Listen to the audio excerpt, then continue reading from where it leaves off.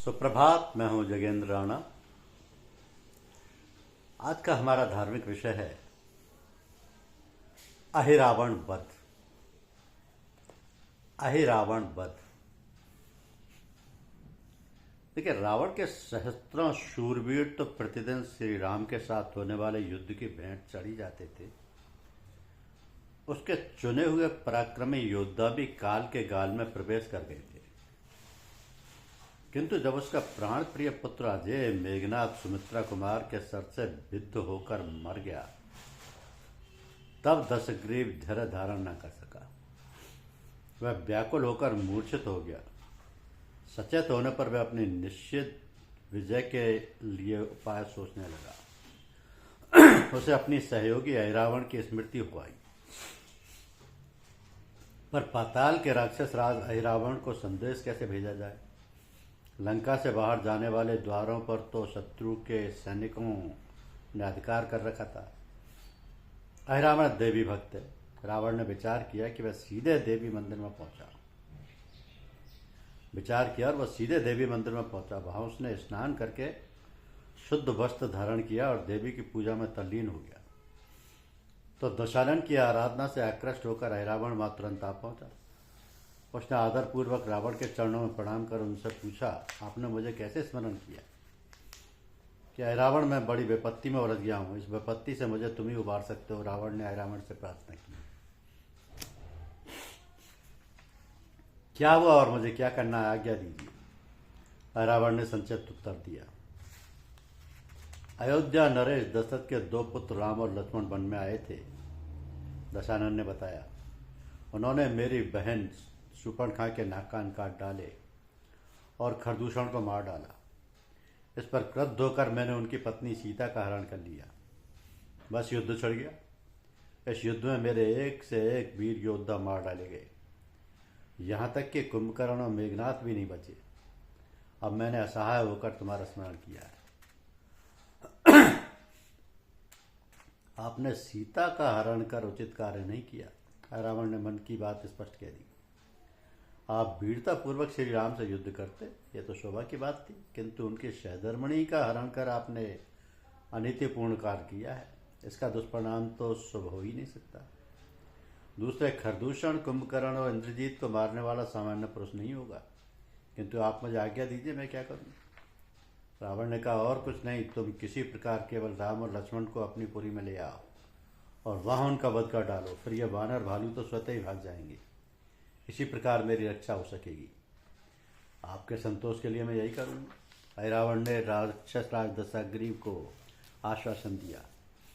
तो आकाश में प्रकाश देखते ही आप समझ लीजिएगा कि मैं निर्विघ्न दोनों भाइयों को लिए जा रहा हूँ। राक्षस कुल शिरोमणि रावण के चरणों में प्रणाम कर अहिरावण अपने उद्देश्य की पूर्ति के लिए चल पड़ा। रात्रि का समय था। दिन भर युद्ध से थकी श्री राम की सेना सहन कर रही थी। सर्व सिद्ध में आंजनेय का पहरा था। उन्होंने अपनी पूंछ बढ़ाकर बानर भालुओं की विशाल वाहिनी को घेरे में ले लिया था। पूंछ की प्राचीर को पार कर भीतर प्रवेश करना किसी के लिए सहज संभव नहीं था। अहिरावण सहम गया। कुछ क्षण सोचकर वह विभीषण का वेश धारण कर भीतर प्रविष्ट होने लगा। अरे भाई विभीषण, इतनी रात तक बाहर कहाँ रहे? हनुमान जी ने उनसे पूछा। विभीषण का वेश बनाए हुए अहिरावण ने तुरंत उत्तर दिया, मैं संध्या बंदन करने समुद्र तट पर चला गया था। वहां से लौटने में देर हो गई।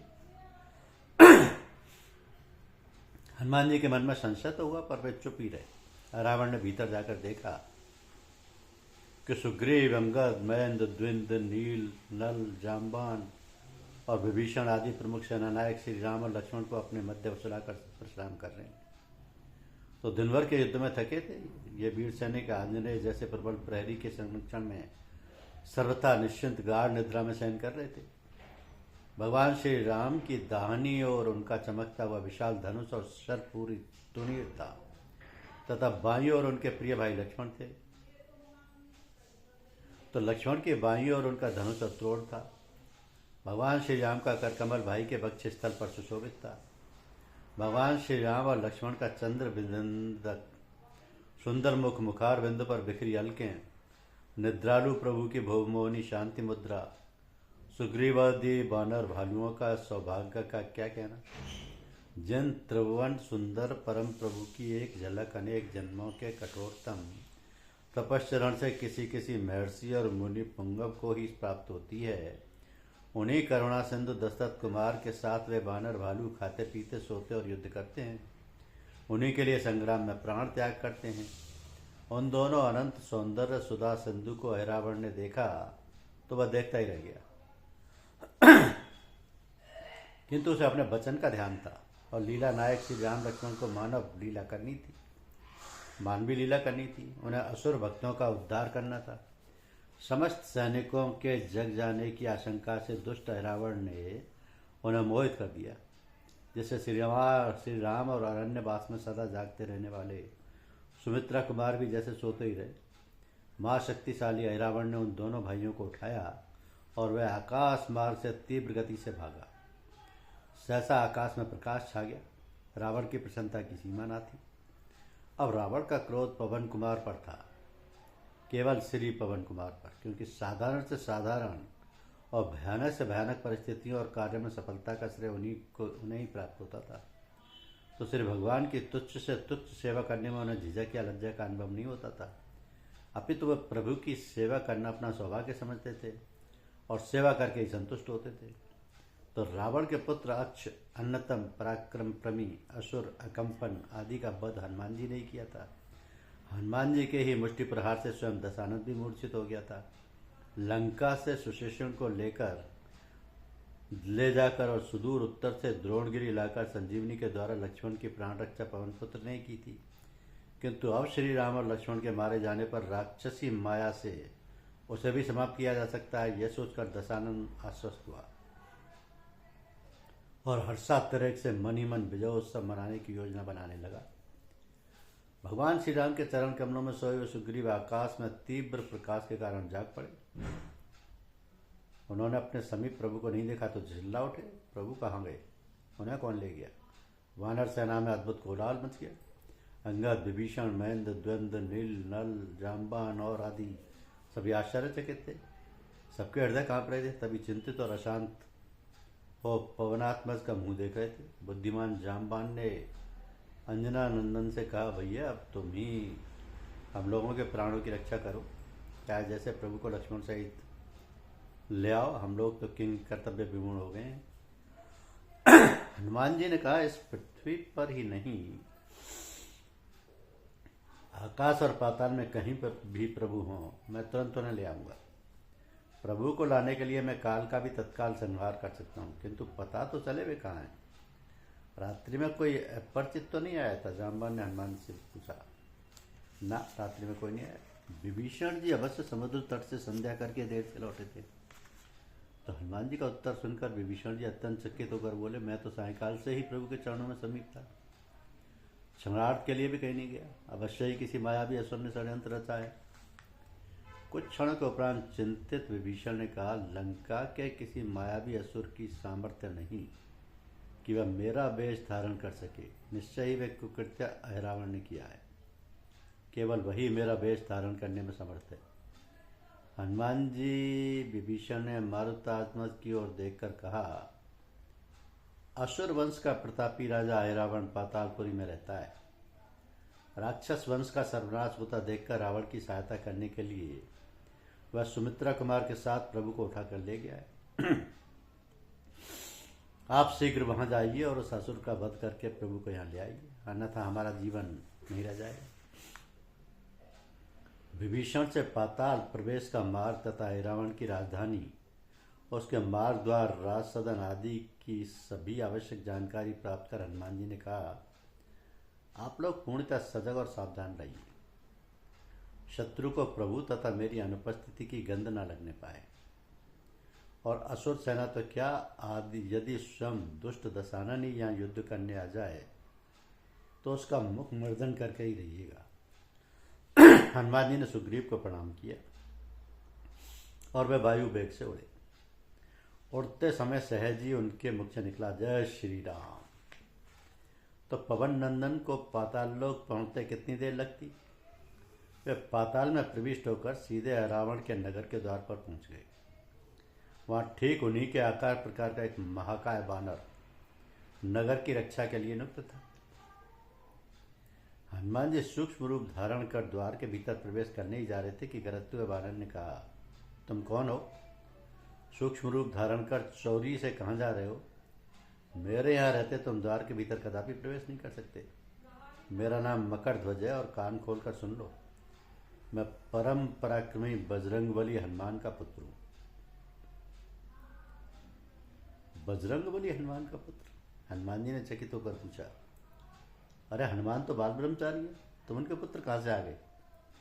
मकर ध्वज ने उत्तर दिया, मेरे पिता जब लंका दहन के अनंतर समुद्र में पूंछ बुझाकर स्नान कर रहे थे तब श्रम के कारण उनके शरीर से स्वेद झर रहा था। वही स्वेदयुक्त जल एक मछली पी गई। वह मछली पकड़कर मेरे स्वामी अहिरावण के भोजनागार में लाई गई। काटते समय उसके उधर से मेरी उत्पत्ति हुई। रावण ने ही मेरा पालन पोषण किया और अब उन्हीं के आदेश से मैं उनके उस वैभवशाली नगर की रक्षा करने को तत्पर रहता हूँ। बेटा, हनुमान तो मैं ही हूँ। हनुमान जी अपने विशाल रूप में प्रकट हो गए। मकर ध्वज ने उनके चरणों में प्रणाम किया। हनुमान जी ने उससे पूछा, बेटा यह तो बता दो कि अहिरावण मेरे स्वामी श्री राम और लक्ष्मण को यहाँ ले आया है क्या? मकर ध्वज ने अत्यंत विनयपूर्वक उत्तर दिया, नाम तो मुझे विदित नहीं, किंतु आज ही कुछ देर पहले वे कहीं से श्याम गौर 2 अत्यंत सुंदर राजकुमारों को उठाकर ले आए और अभी कुछ ही देर में उन्हें देवी के सम्मुख बलि चढ़ाने वाले हैं। अच्छा, अब मुझे जाना। हनुमान जी के मुख से निकलते मकर ध्वज ने उत्तर दिया, नहीं पिताजी, आप भीतर नहीं जा सकते और जब तक मैं जीवित हूँ आप मुझे पराजित किए बिना भीतर किसी प्रकार प्रवेश नहीं कर पाएंगे। यदि पिता के नाते मैंने आपको द्वार के भीतर जाने दिया तो मैं धर्म से च्युत हो जाऊंगा। मैं अपने स्वामी के साथ विश्वासघात कदापि नहीं कर सकता। तो हनुमान जी को प्रभु के समीप पहुंचने की त्वरा थी। उन्होंने तुरंत अपने पुत्र मकर ध्वज पर मुष्टि का प्रहार किया और वह भी वीर पिता का वीर पुत्र था। युद्ध छिड़ गया। जैसे पिता वैसे ही पुत्र। किसी प्रकार हनुमान जी ने उसे पछाड़ कर उसी की पूंछ से उसे कसकर द्वार पर बांध दिया और स्वयं द्रुत गति से भीतर चले गए। हनुमान जी सूक्ष्म रूप से देवी मंदिर में पहुंचे। वहां उन्होंने देखा चामुंडा के सम्मुख प्रज्वलित अग्निकुंड के समीप पाद्य अर्ध्य या स्नानार्थ जल, रक्त चंदन, रक्त पुष्प और रक्त पुष्पों की माला तथा धूप दीप आदि पूजोपकरण प्रस्तुत हैं। अहिरावण स्नान करके रक्त वस्त्र, चंदन एवं रक्त पुष्पों की माला धारण कर वहां आ गया। पूजा प्रारंभ होने वाली है। हनुमान जी सीधे देवी के पीछे चले गए। परम प्रभु श्री राम के अनन्य सेवक पवन कुमार के स्पर्श से देवी पाताल में प्रविष्ट हो गई और उनके स्थान पर स्वयं श्री रामदूत देवी के रूप में भयानक मुख फाड़कर खड़े हुए। रावण ने पूजा आरंभ की। उसने गंध, अक्षत, पुष्प, पुष्पमाला, धूप और दीप के अनंतर जब पकवान देवी को अर्पण किया तब हनुमान जी ने उसे भक्षण कर लिया। लड्डू, खीर, पूरी, हलवा आदि जो भी पदार्थ रावण देवी को अर्पित करता हनुमान जी सब ग्रहण करते जाते। आज देवी अत्यंत प्रसन्न है, तभी तो प्रत्यक्ष प्रकट होकर नैवेद्य स्वीकार कर रही है। अहिरावण मनी मन प्रसन्न होकर प्रस्तुत समस्त नैवेद्य चढ़ा चुका और देवी रूप मारुतात्मज ने सबको उधर साथ कर लिया। तो अहिरावण ने राज सदन के सभी पकवान और फलादि मंगवाए। हनुमान जी ने उन्हें भी पा लिया। अंत में असुर ने श्री राम और लक्ष्मण को मंगवाया। बलि के लिए ही राक्षसों ने परम प्रभु श्री राम एवं लक्ष्मण को स्नान कराकर उन्हें मूल्यवान नवीन वस्त्र तथा आभूषण धारण कराए थे। गंध, पुष्प, पुष्पमाला तथा धूप दीपादि से सविधि उनकी पूजा की थी। इस प्रकार उन्होंने श्री रंगनाथ जी एवं सुमित्रा कुमार को सजाकर देवी के सम्मुख उपस्थित किया। तो काल के गाल में पड़ा हुआ अहंकारी असुर बोला, अब कुछ ही देर में तुम दोनों भाई देवी की भेंट चढ़ा दिए जाओगे। अपने त्राता का स्मरण कर लो। प्रभु को सर्वथा मौन देखकर लक्ष्मण जी अत्यंत विस्मित थे। वे समझ नहीं पा रहे थे कि प्रभु कैसी लीला कर रहे हैं। ये स्वयं ना तो असुर का संहार कर रहे हैं और न मुझे ही इसका वध करने की आज्ञा प्रदान कर रहे हैं। उसी समय श्री राघवेंद्र ने अपने अनुज से कहा, भाई लक्ष्मण, आपत्ति के समय समस्त प्राणी मेरा स्मरण करते हैं, किंतु मेरी आपदाओं का अपहरण करने वाले तो पवन कुमार ही, अतः हम लोग उन्हीं का स्मरण करें। यहाँ पवन पुत्र हनुमान कहाँ? श्री लक्ष्मण जी के कहते ही भगवान श्री राम ने उत्तर दिया, आंजनेय कहाँ नहीं है, धरा के कण कण में वे विद्यमान है। मुझे तो देवी के रूप में भी उन्हीं के दर्शन हो रहे हैं। सुमित्रा को रामायण ने देवी की ओर दृष्टि उठाई ही थी कि बजरंगबली हनुमान जी ने घोर गर्जना की। ऐसा प्रतीत हुआ मानो उस गर्जन से आकाश फट जाएगा। संपूर्ण पातालपुरी कांप उठी। राक्षसों सहित वीर अहिरावण के नेत्र मुंद गए। इतनी ही देर में हनुमान जी ने एक ही झटके में अहिरावण के हाथ से तलवार छीन ली और श्री राम एवं लक्ष्मण को अपने कंधों पर बिठाकर लगे असुरों का वध करने। सहसा कैसे क्या हो गया। असुर चकित तो हो ही रहे थे कि वहाँ के आधे राक्षस समाप्त हो गए। भयानक मूर्ति हनुमान जी से प्राण बचाकर राक्षस भाग जाना चाहते थे, किंतु पवन कुमार ने अपनी पूंछ लंबी कर चतुर्दिक इतना विशाल प्राचीर बना दिया था कि एक भी राक्षस भागकर अपना प्राण नहीं बचा सका। सभी मार डाले गए। तो अहिरावण ने कुपित होकर अपनी दूसरी तीक्ष्ण तलवार से हनुमान जी पर आक्रमण किया, किंतु रुद्र के अवतार बजरंग पर लगकर उसकी तलवार टूट गई। अब क्रुद्ध हनुमान जी ने अपने हाथ की तलवार के एक ही झटके से अहिरावण का मस्तक उतार लिया। रक्त का फव्वारा छोड़ता और नाचता हुआ उसका कबंध पृथ्वी पर मस्तक प्रज्वलित अग्निकुंड में गिर पड़ा। इस प्रकार असुर का हवन पूर्ण हुआ। अहिरावण का सारा परिवार मारा गया। वहाँ से चलते समय श्री रघुनाथ जी ने अपनी पूंछ में आबद्ध मकर ध्वज का परिचय पाया तो उन्होंने तुरंत हनुमान जी को आदेश दिया, सर्वप्रथम मकर ध्वज को पाताल का राज्य प्रदान करो। हनुमान जी ने मकर ध्वज को राज तिलक देकर कहा, बेटा तुम धर्मपूर्वक शासन करते हुए सदा सर्वदा मेरे स्वामी श्री सीताराम का स्मरण करते रहना। मकर ध्वज ने भगवान श्री राम और लक्ष्मण के दुर्लभतम चरण कमलों की रज माथे चढ़ाई और अपने पिता को प्रणाम कर उन्हें आदरपूर्वक विदा किया। श्री हनुमान जी अपने प्रभु श्री राम और लक्ष्मण को अपने कंधों पर बैठाकर तीव्रतम गति से लंका की ओर उड़े। उधर बानर भालुओं के दुख का पार नहीं था। सभी चिंतित, दुखी और अशांत थे।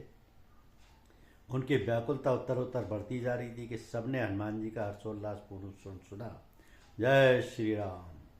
बानर भालुओं ने प्रसन्न होकर देखने के लिए अपने अपने नेत्र ऊपर उठाए ही थे कि उग्र वेग हनुमान जी श्री राम लक्ष्मण के साथ उनके मध्य उपस्थित हो गए। बानर भालू हर्षोल्लास में गर्जन करने लगे, भगवान श्री राम की जय, सुमित्रा नंदन की जय, पवन पुत्र हनुमान की जय। सुग्रीव की सेना में प्रसन्नता की लहरें उमड़ रही थीं और उधर उस जयघोष को सुनकर दुष्ट दशानन का मुख मलिन हो रहा था। धन्यवाद।